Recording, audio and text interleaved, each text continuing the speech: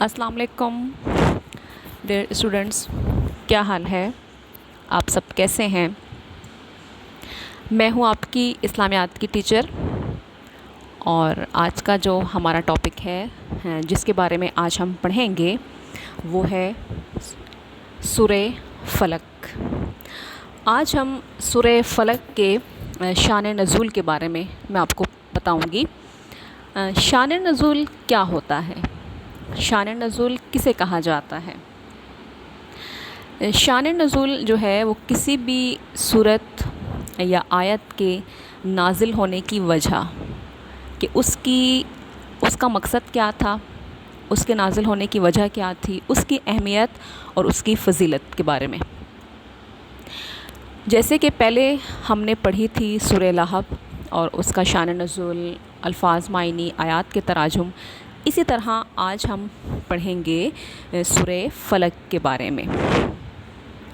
سورہ فلق مکی صورت ہے، اور مکی صورت ان صورتوں کو کہا جاتا ہے جو آپ صلی اللہ علیہ وآلہ وسلم کے مکی دور میں جن صورتوں کا نزول ہوا، یعنی کہ ہجرت سے قبل، ان کو مکی صورتیں کہا جاتا ہے۔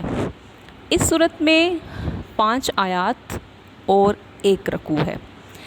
آج تو ہم پڑھیں گے سورہ فلق کے بارے میں، لیکن میں آپ کو یہ بھی بتاؤں گی کہ سورہ فلق اور سورہ ناس، ان دونوں کا نزول ایک ساتھ ہوا، اور ان کو معوذتین بھی کہا جاتا ہے، یعنی کہ پناہ مانگنے والی صورتیں۔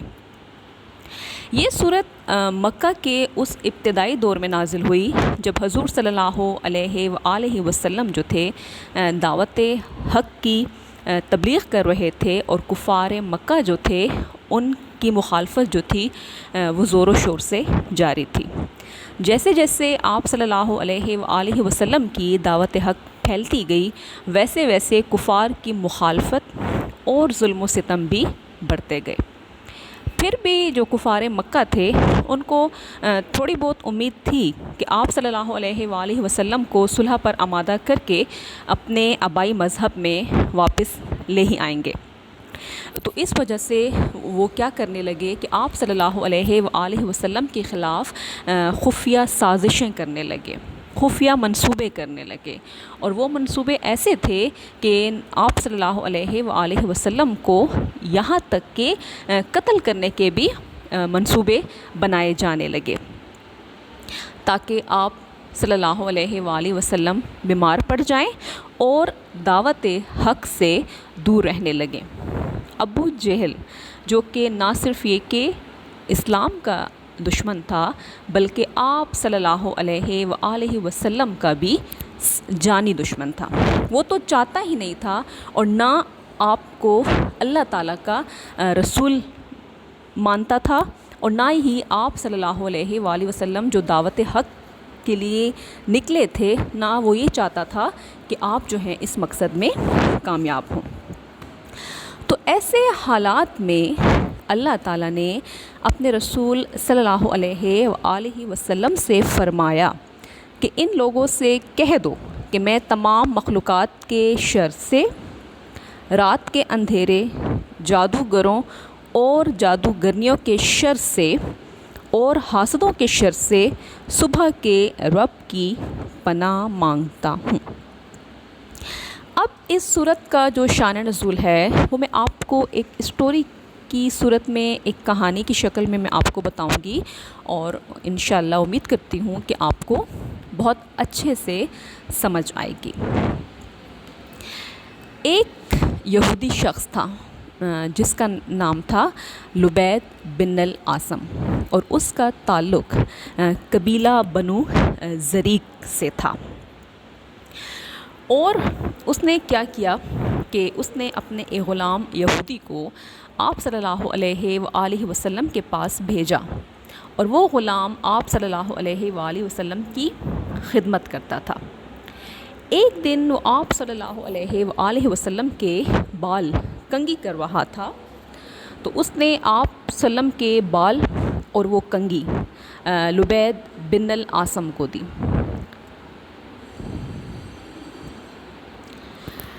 یہ وہ کنگھی ہے، یعنی کہ اس جس پر جادو کیا گیا۔ جب ہم بال اپنے کنگھی کرتے ہیں تو ہمارے کچھ بال ٹوٹ کے کنگھی میں آ جاتے ہیں نا، اسی طرح جب وہ غلام آپ صلی اللہ علیہ وآلہ وسلم کے بال مبارک جب کنگھی کر رہا تھا تو اس میں کچھ بال آ گئے، تو اس نے جا کے وہ کنگھا جو تھا وہ لبید کو دے دیا۔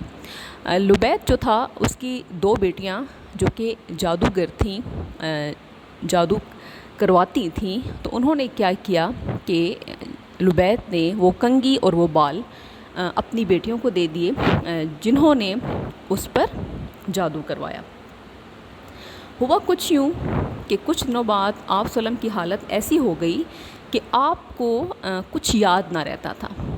اگر آپ کوئی کام کر بھی لیتے تھے تو آپ یہ بھول جاتے تھے کہ میں نے وہ کام کیا یا نہیں کیا۔ یہاں تک کہ جب آپ نماز پڑھتے تھے تو آپ کو نماز میں رکعت بھول جاتی تھی۔ آپ صلی اللہ علیہ وآلہ وسلم کے سر کے بال گرنا شروع ہو گئے اور آپ بہت پریشان رہنے لگے کہ ایسا کیوں ہو رہا ہے۔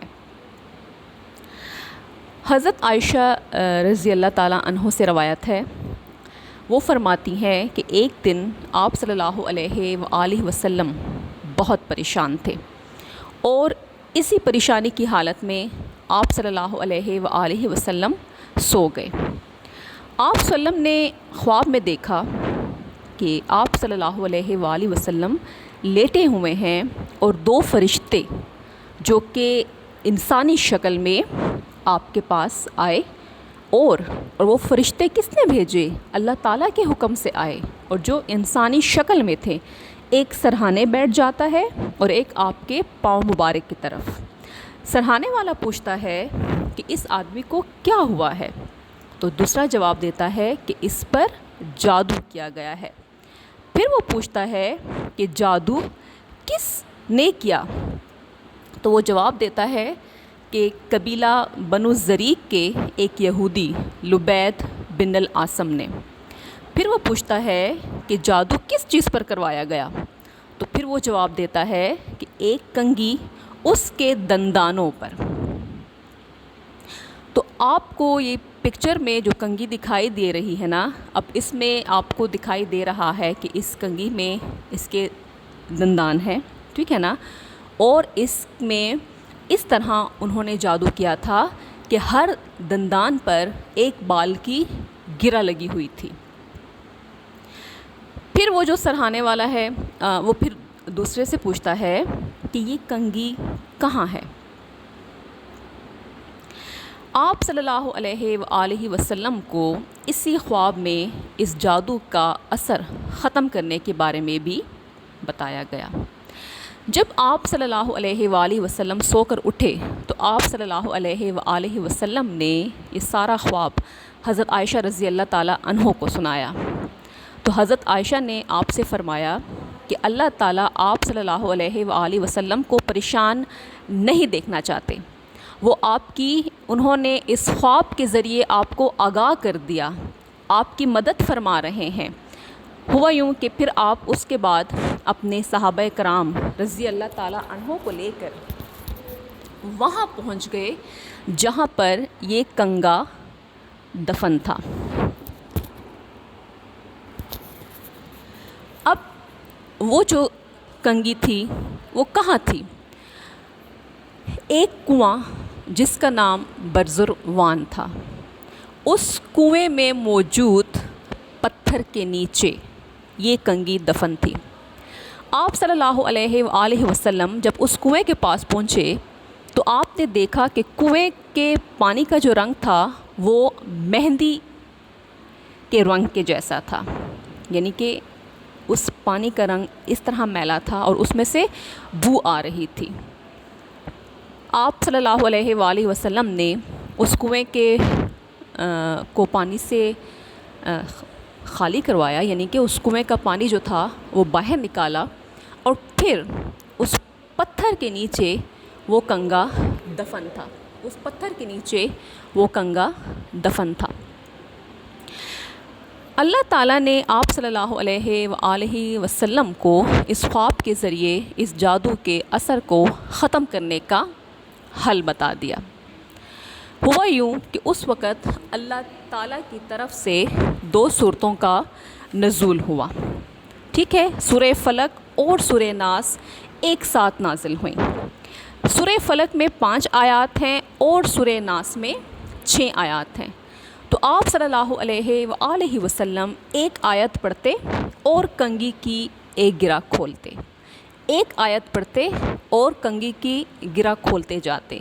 اس طرح جب 11 آیات آپ نے پڑھ لیں اور کنگھی کی وہ تمام جو گرہ تھیں وہ کھل گئیں، تو اللہ تعالیٰ نے آپ صلی اللہ علیہ وآلہ وسلم کے جادو کے اثر کو ختم کیا اور آپ کو شفا نصیب ہوئی، اور اس کے بعد آپ صلی اللہ علیہ وآلہ وسلم نے محسوس کیا کہ آپ کے سر سے، آپ کے کندھوں سے ایک بہت بڑا بوجھ اتر گیا ہے۔ تو ان صورتوں کو، سورہ فلق اور سورہ ناس کو معوذتین کہا جاتا ہے، یعنی کہ پناہ مانگنے والی صورتیں۔ ہمیں بھی چاہیے کہ ہم اپنی روزمرہ زندگی میں شیطانی آفات سے، حاسدوں کے شر سے بچنے کے لیے روزانہ ان صورتوں کو پڑھ لیا کریں، تو انشاءاللہ ہم محفوظ رہیں گے اور اللہ تعالیٰ کی امان میں رہیں گے۔ اب ایسا ہے کہ میں آپ کو اس صورت کو پڑھتی ہوں، اور آپ بچیوں نے بھی جو ہے تو 3 آیات جو ہیں وہ گھر میں یاد کرنی ہیں، ٹھیک ہے۔ بسم اللہ الرحمن الرحیم۔ قل اعوذ برب الفلق من شر ما خلق ومن شر غاسق اذا وقب ومن شر النفاثات فی العقد ومن شر حاسد اذا حسد۔ بسم اللہ الرحمن الرحیم، شروع اللہ کے نام سے جو بڑا مہربان اور نہایت رحم فرمانے والا ہے۔ قل اعوذ برب الفلق، آپ کہہ دیجئے کہ میں صبح کے رب کی پناہ مانگتا ہوں۔ من شر ما خلق، ہر چیز کے شر سے جو اس نے پیدا کی ہے۔ ومن شر غاسق اذا وقب، اور اندھیری رات کی تاریکی کے شر سے جب اس کا اندھیرا پھیل جائے۔ ومن شر النفاثات فی العقد، اور گرہ لگا کر ان میں پھونکنے والیوں کے شر سے بھی۔ ومن شر حاسد اذا حسد، اور حسد کرنے والے کی برائی سے بھی جب وہ حسد کرے۔